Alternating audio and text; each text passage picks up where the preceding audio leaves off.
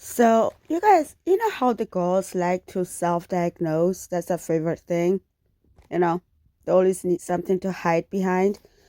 So, as I was looking through, I found this therapist and he did a reaction to MB. So, I watched the video a little bit. I was interested in what he had to say. So, anyways, let's watch together. And stuff, so I might vlog some of that. We'll see. So as you guys probably remember, I got recommended by a professional two borderline personality disorder books, and instead of doing both at the same time because I don't want to get overwhelmed on top of doing therapy, I decided to start with this one. And as you Okay, understandable that she doesn't want to dive into two workbooks at the same time. And sometimes they do have kind of conflicting ways that they go about their process when it comes to treatment. So if you are going to do your therapy alongside workbooks, definitely make sure that it's consistent with the way that you're conceptualizing your whatever disorder or diagnosis you're dealing with, and that your therapist or whoever your professional is kind of in line with what you're working on at the time. It doesn't help so much for your therapist to be focusing on one thing and then the workbook's over here talking about something else completely different. They should inform and support each other. Okay, you see right here is good to know because at first I wasn't sure if they give you workbooks before you even see the therapist to diagnose yourself because I was confused by the fact that she had these books.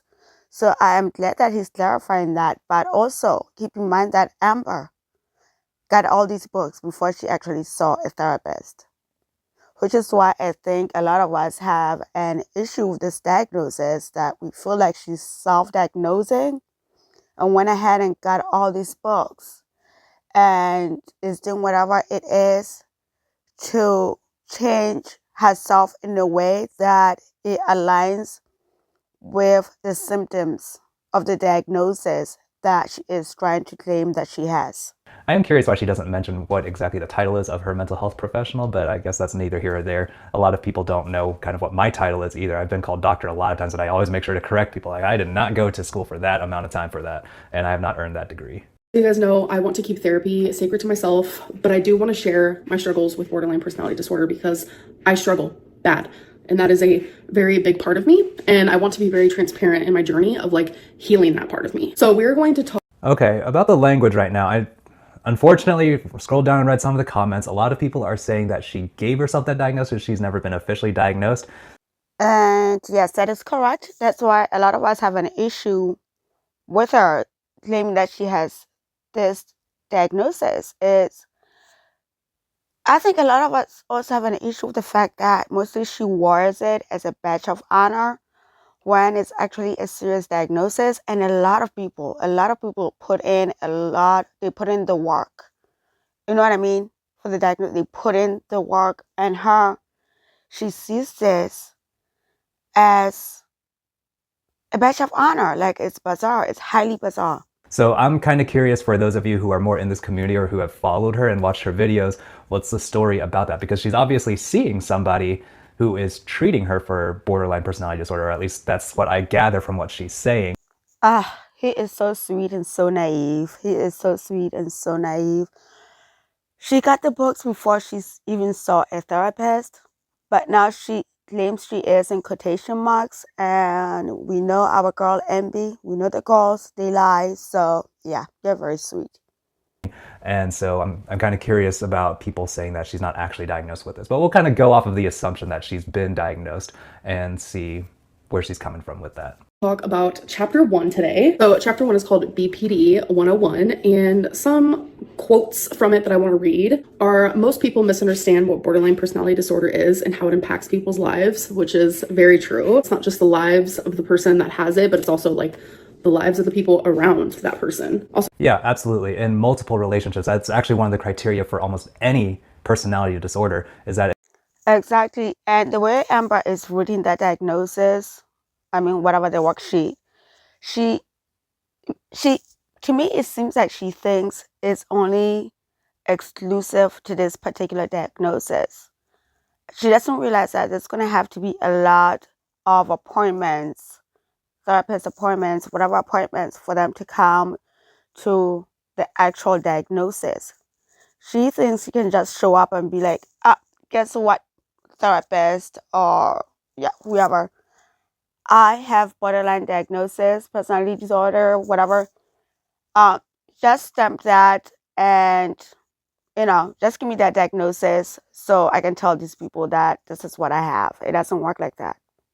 It's not just an internal thing, but the fact that it's a personality disorder means that it leads into disordered relationships, patterns of relating to other people that are harmful either for yourself or for them. So something else it says is getting a clear picture of your BPD is the start of a journey of self-exploration, which will allow you to grow beyond your BPD.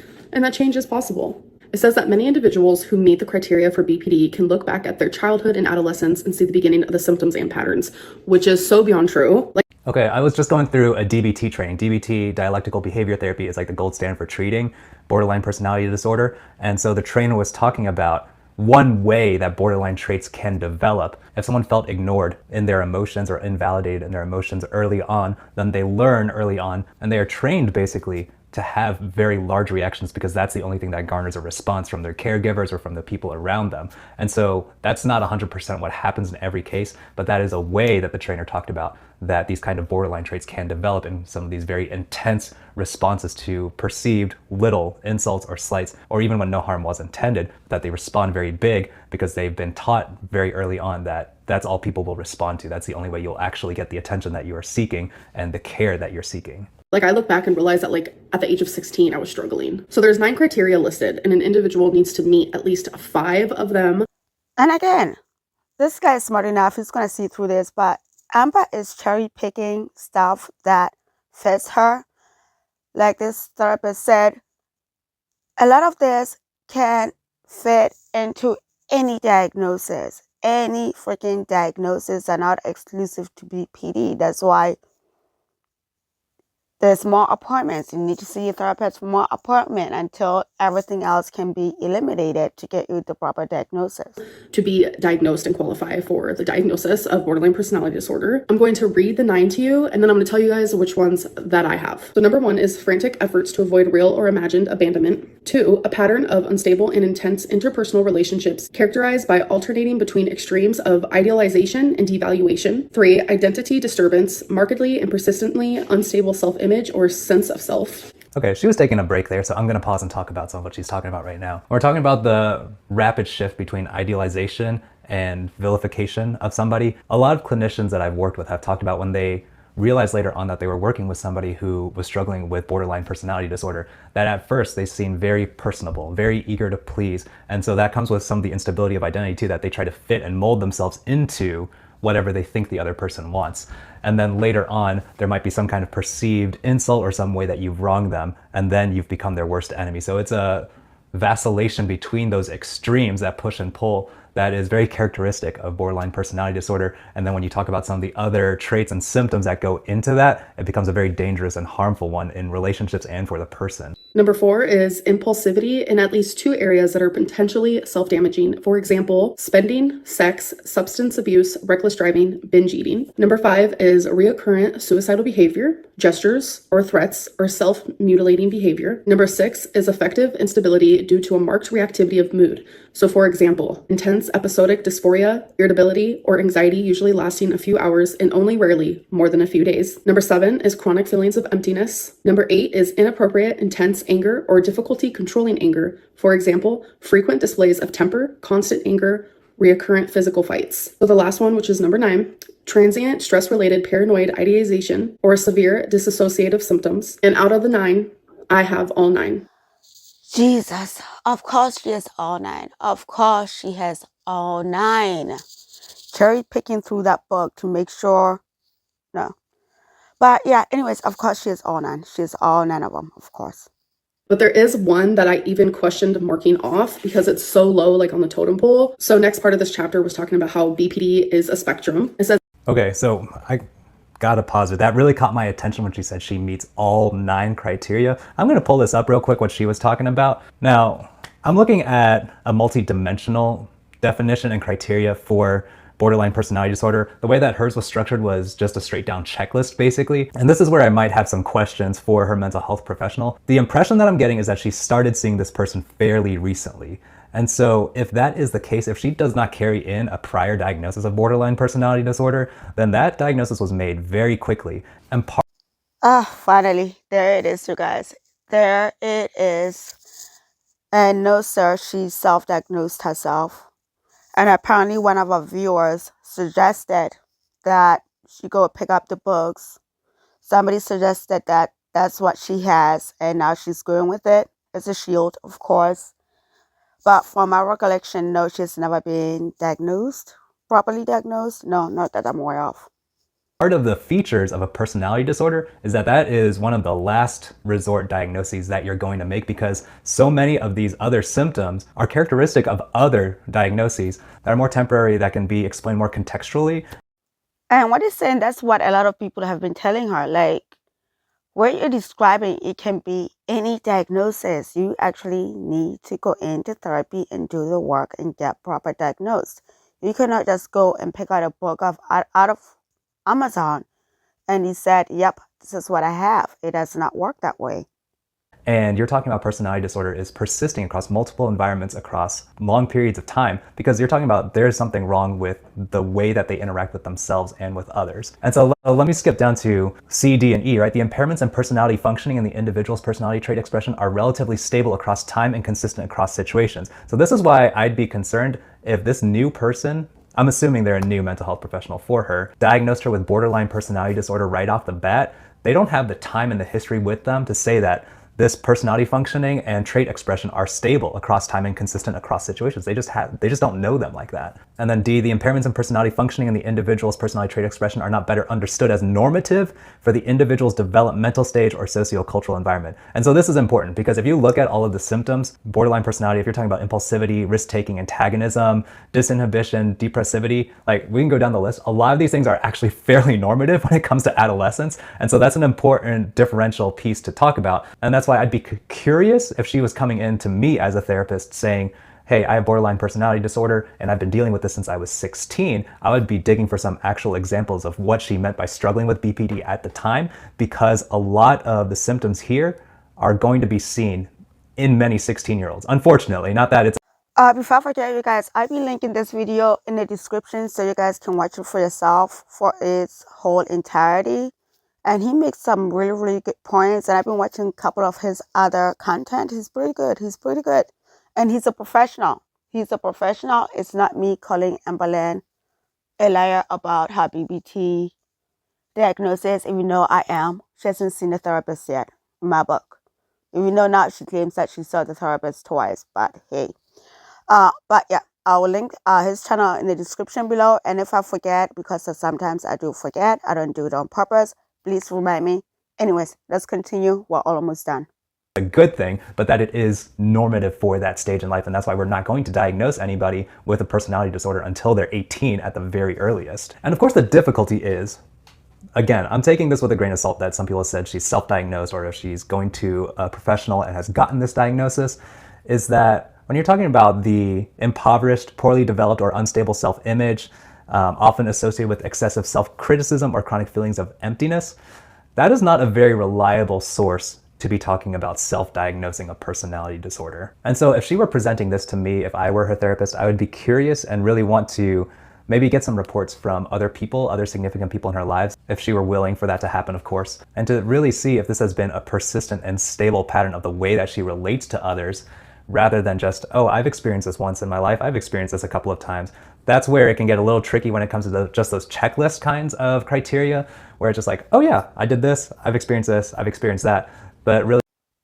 And yeah, I gotta keep on stopping. He makes some good senses. I know I've seen a lot of people saying that she's NPD, narcissistic personality disorder. I'm more inclined to believe that that's what she has. If we're out here diagnosing everybody else, I mean, like, she's self-diagnosing, so I guess we can diagnose her too. I think she has NPD. I think she's more close to that than anything else. But anyways, 2 more minutes and we're done. Looking at it as a full pattern, a long-standing and persistent pattern, instead of this has happened to me once or twice. And so it does take a lot more careful digging, a lot of follow-up questions to really come to that diagnosis, because it is a really heavy diagnosis. I think the book is not wrong. It is very misunderstood, and a lot of people will back off from you once they realize that you have BPD, and it can almost be a self-fulfilling prophecy and very isolating in that people might not want to be around you if they know that you have that diagnosis. All right, back to the video though. says in here that the intensity and severity of each part of the criteria is unique to each person.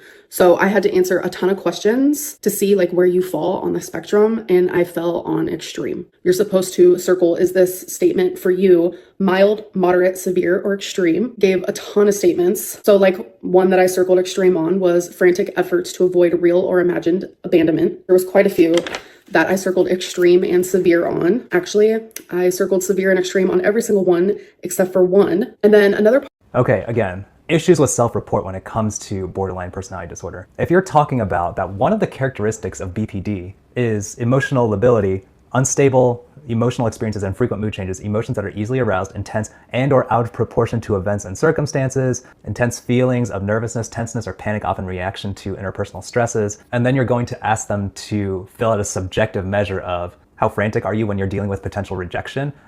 You're going to get some very intense answers. Obviously, I've never read the book. I don't have that book and I haven't reviewed it. This is not a review of the book, but if you're going to have potentially people who have BPD work through this book, I'd have some more specific language rather than just kind of copy and pasting the DSM language, because that's subject to clinical interpretation and you're asking non-clinical people to evaluate that for themselves. Thank you, Mr. Therapist, because I was not understanding, like, how is the therapist recommending this book if they have never met up with her or seen her a day in her life? Like, I could see if you're seeing a client for a while and then you recommend a book, not before you even meet each other. Yeah, this is wild. This is wild. Thank you for clarifying that. And that may not be helpful. She might be telling herself that her diagnosis is a lot more severe than it actually is. Of course, I don't know her, so I don't know. Again, leave that to you, the community, to kind of form your own opinions on that. Again, I'm never trying to diagnose here on this channel, so I'm just evaluating the process that she's going through, not whether or not she actually has borderline personality disorder. Part of the So yes, you guys. Yeah, that was an interesting watch. That was a really, really interesting watch from his channel. I will link it below.